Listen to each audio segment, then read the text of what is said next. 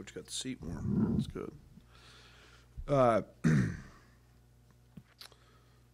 been an interesting few days of reflection on after UNLV. Some kind of interesting sidebars. I thought it was a breakout night for our freshmen.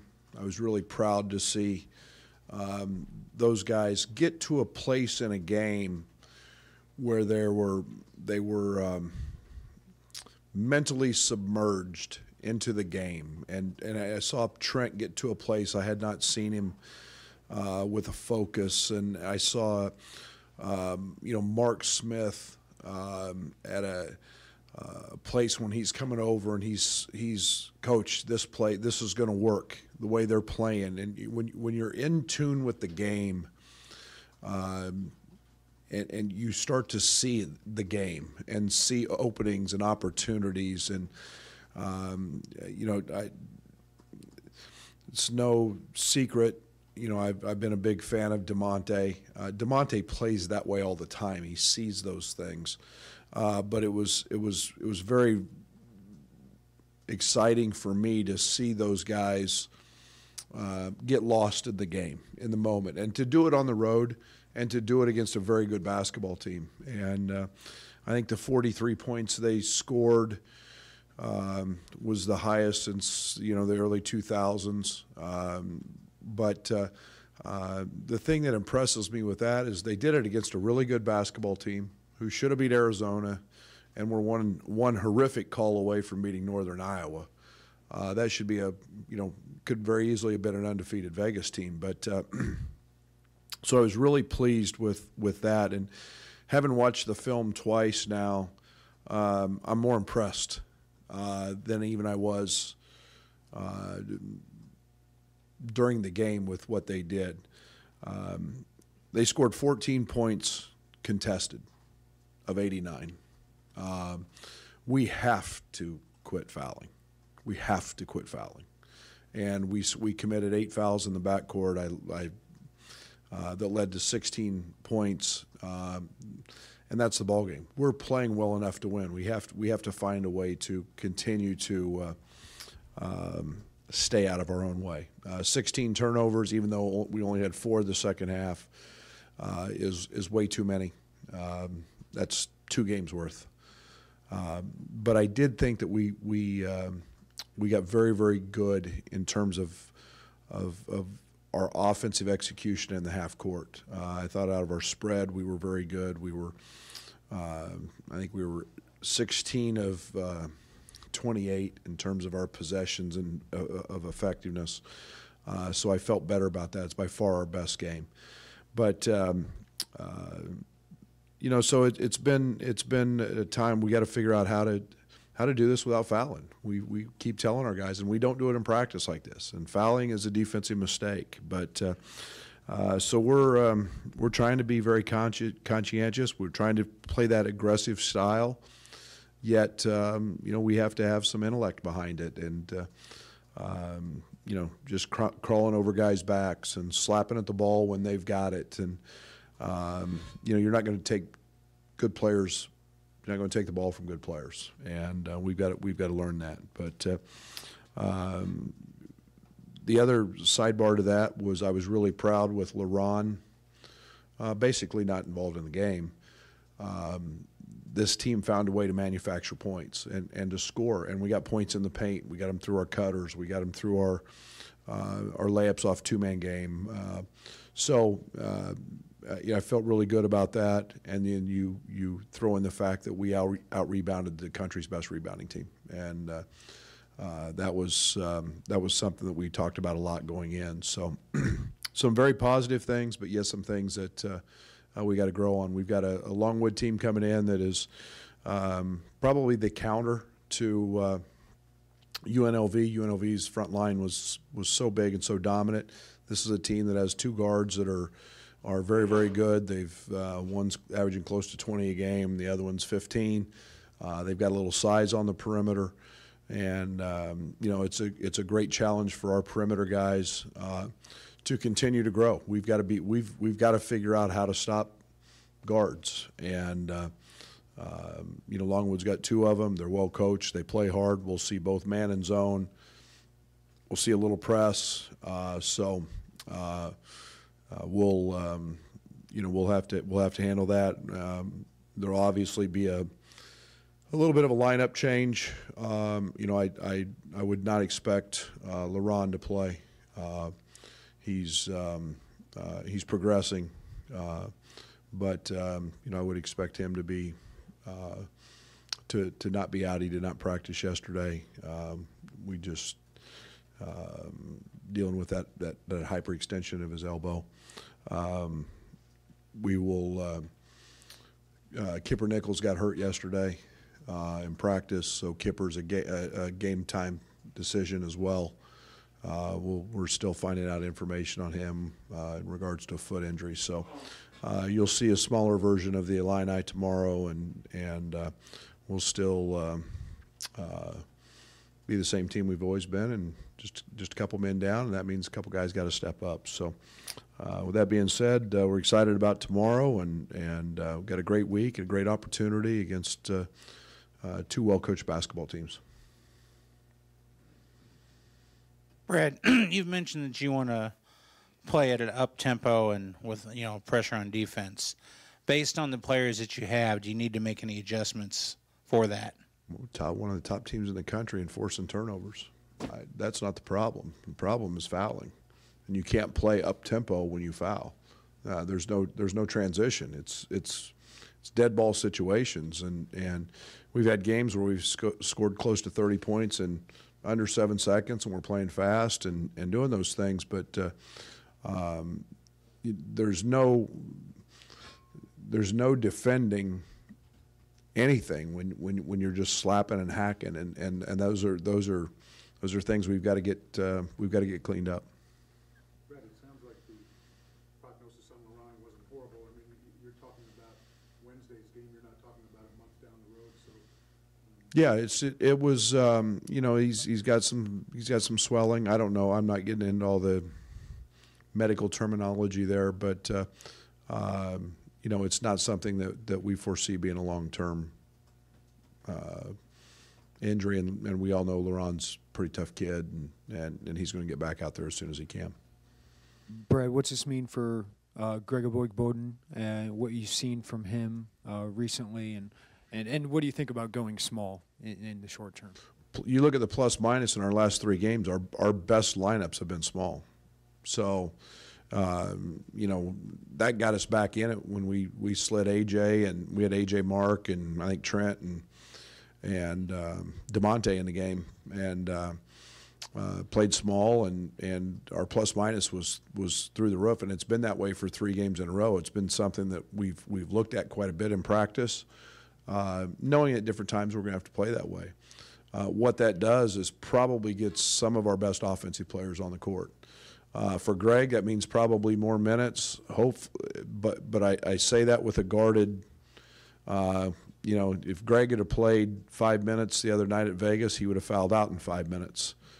He's got to learn to play without as much reckless abandonment as he's playing, and I think Matisse is a guy that's been very, very good in practice, and more opportunity for him, and it's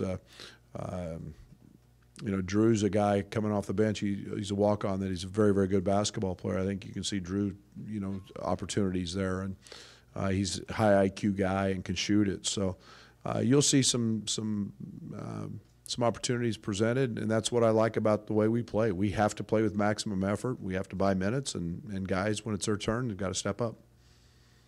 You mentioned that against UNLV you were able to actually scheme within your offense. Did you maybe see something click with the players where they saw how maybe they could get easier shots when you're able to dive into that a little more? I hope so. It's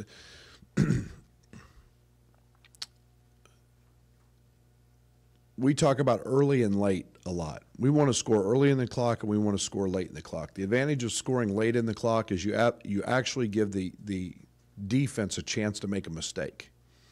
And the shots between 18 and or actually even 22 and 10.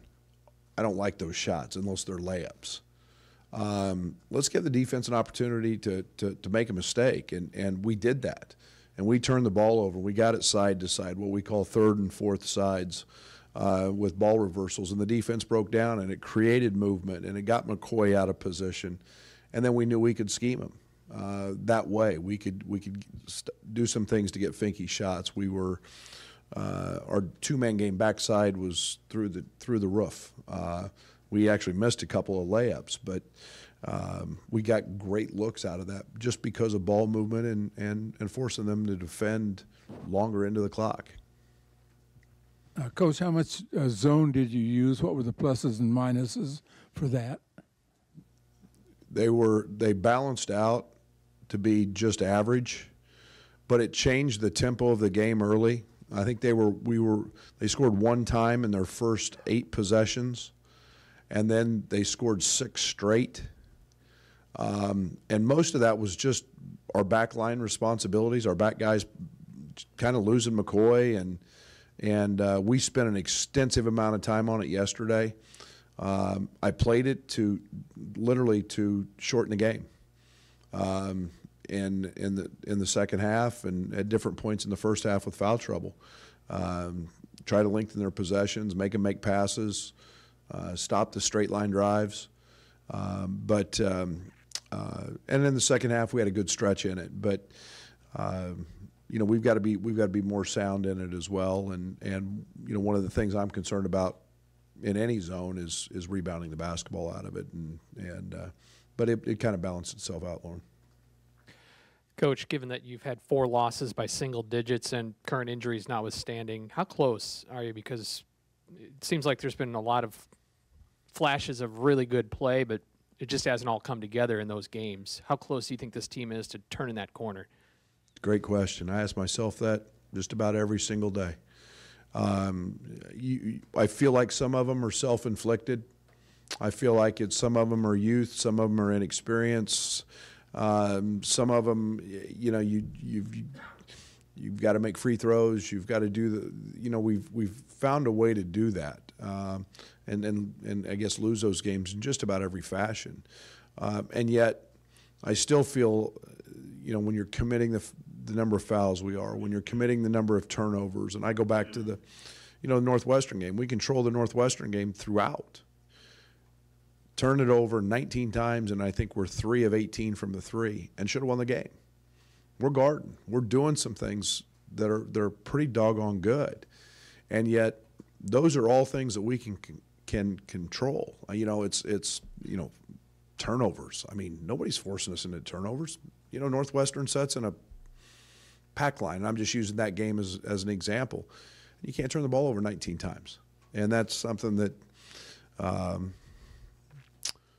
We got to continue to fight the fight. I got to do a better job of coaching them. I got to do a better job of demanding we don't turn the ball over. I got to do a better job of putting pressure on these guys in practice to make layups, to make shots when the moment's on. And the reality is, doing this 30 years, I've been around a lot of guys that at the end of the game can't play.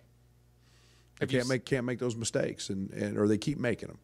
Or they try to do too much, and I've got to get that out. I've got to figure that out myself with this group. Have you seen the high fouling and turnover before in teams? Is it a product of youth? No, I mean I look back. We fouled last year at Oklahoma State to a certain extent, probably more than some teams. The style leads to that. That's why we play. That's why we have depth. There's an aggression that we play with on both ends that lead to that. And I don't mind. I'll be honest. Some of the fouls I don't mind. The silly ones in the backcourt, 94 feet from the other team's basket. Those are the ones that I'm really struggling with, and that and just simply, using your hands and reaching. I mean, that's a fundamental thing that we all hear in the 4th grade. Move your feet. Don't use your hands. And we're committing to too many of those. Game on Saturday, back here in the back, honoring Coach Hinson. With your knowledge of the program, how much does he mean to this program, and what have you learned from Coach? Well, one of the reasons I wanted to be the basketball coach at Illinois is because everything he built, and you know, you can go on and look at the wins and the losses, and yet, see, to me, it's winning's hard, and when you do what he's done in terms of the amount of success and winning and what Coach has done, that's one side of it.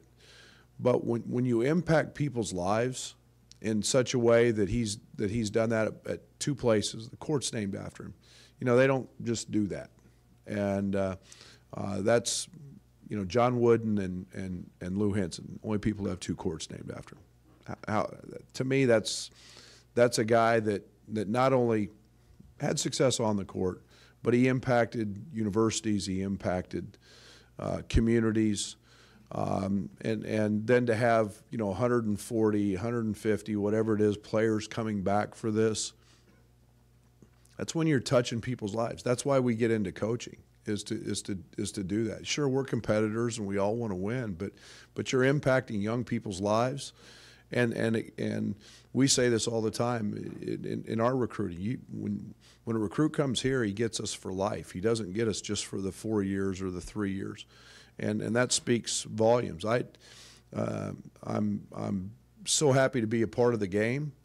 I've been so thankful to have Coach reaching out and calling and the opportunity to visit and for him to come to practice, because it is special, and it's something that I sure as the heck don't take for granted. Because it is a big part of why I wanted to be the basketball coach at the University of Illinois is everything that he built here, and obviously Chris Jans at New Mexico State has to feel the same way taking over there. He's had the same impact in that community. Brad, with Kipper and Laron possibly out for a short time, what does that do to the growth of the freshmen? Does it put more on them, force them to grow up a little quicker? Or? Yeah, they just became juniors. I mean, that's the way we need to approach it. And you know what? Good for them. I'm excited for them. I'm excited for those guys. I love their youthful exuberance. I love their personality. And like I said, I love the place they got to mentally the other day. And now they have to become consistent with that. And each of them have had their hard moments already in a very young career. They've all had to deal with some adversity, which high school kids never have to deal with. These guys have had to deal with that, and so they're prepared. I've got all the confidence in the world in them, and you know, Greg's gotten minutes. I think we got to find out what Matits's next step is, and you know, it's all hands on deck, and I tell our guys that all the time. And when something happens and one guy's down, you know, it's a great opportunity for somebody else to step in and prove what they can do. Right in the back. You know, you kind of mentioned the adversity that these guys have had to overcome. Looking at Mark, he's really struggled behind the three-point line, but shooting 4 for 5 in the UNLV game, is that something that you guys have put a lot of work into, is kind of improving that shot, or is that something that was just working for him on Saturday? No, I think there's tremendous reward that comes with work, and you know, it doesn't happen instantly. You know, Mark's a guy who has to get a lot of shots up. You know, he's not a guy who's going to take 4 or 5 days off and just walk in the gym and start making them. You know, the other night he made 18 in a row, you know, from the three-point line in a little shooting drill we do. That's pretty good. I've been blessed. I've been around some really, really good shooters, and the thing that impresses me with great shooters is they work really, really hard at it. And we talk to Mark a lot about that. Yeah, he's a guy that has a reputation as a very good shooter. You got to continue to hone that in every day and dial that in. And Mark's not afraid of work, so he's been getting that in, and it's great to see the confidence that comes from hard work. And you know, going 4 or 5 is just the tip of the iceberg for what Mark's capable of doing. Thank you. See you tomorrow.